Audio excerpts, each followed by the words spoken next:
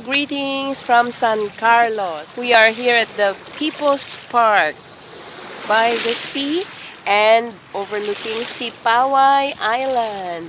And beyond that is the island of Cebu. They speak Cebuano here. Maayong buntag. Good morning. Maayong aga in Ilonggo, maayong buntag in Cebuano. In Ilonggo, the word tomorrow is called buwas. In Cebuano, it's called ugma. So, ugma na. Our jogging at the park has become strolling at the park. So, strolling or roaming around is called lagaw in Ilonggo. In Cebuano, it's called suroy or laag. Nanuroy mi dinhi sa People's Park. The island of Negros is divided into two parts. The west side or occidental, where I live and I was born there, and oriental or the eastern part. And San Carlos City is the last city of Negros Occidental Province, but it is located on the east side of the island. Therefore, San Carlos, facing Cebu, is dominated by the Cebuano-speaking people. So, Cebuano na ang sinultian dinhi. Major dialect spoken here is Cebuano already. But of course, they can also understand Ilonggo because they're also from Negros. Can you say something in Cebuano? Mayong buntag. Oh, mayong buntag? Or Malaag mi karon. malaag mi karon. Malagaw. Malagaw kami karon. Wara, can you say something in Cebuano? Gutom na po ko. But there is the Cebuano expression pud. So, pud in Ilonggo is translated to man or also. It roughly means also.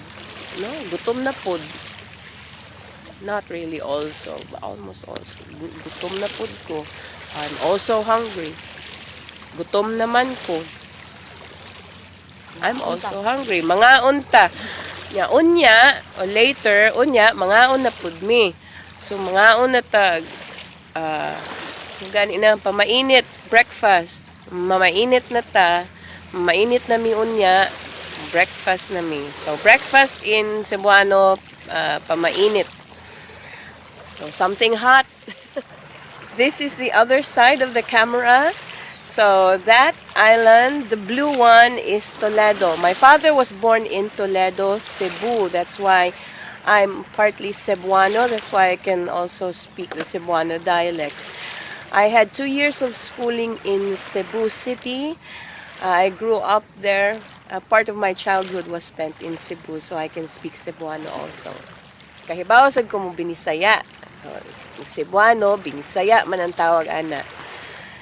O sige, ma-jogging na ta. Malobat na karon. Malobat na unya. Unya is later. In Ilonggo, karon means later. But in Cebuano, karon means now. So when the Cebuanos say malobat na karon, lobat is now. So malobat na ko karon, it could mean Ilonggo, in Ilonggo later or ano.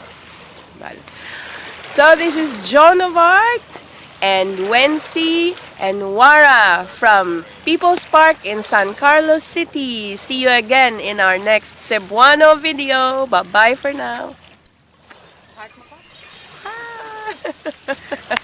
Time for us to jog. Oh, I'm so slow. Nabiyaan. So I'm left behind. Mag-walking na lang ko siguro. Lakaw na lang. This is the famous iron dinosaur or the antique iron trains of the sugarcane mill here in Negros. So in San Carlos, they have this as part of their collection at the People's Park. This is the miniature version of the San Carlos Public Market.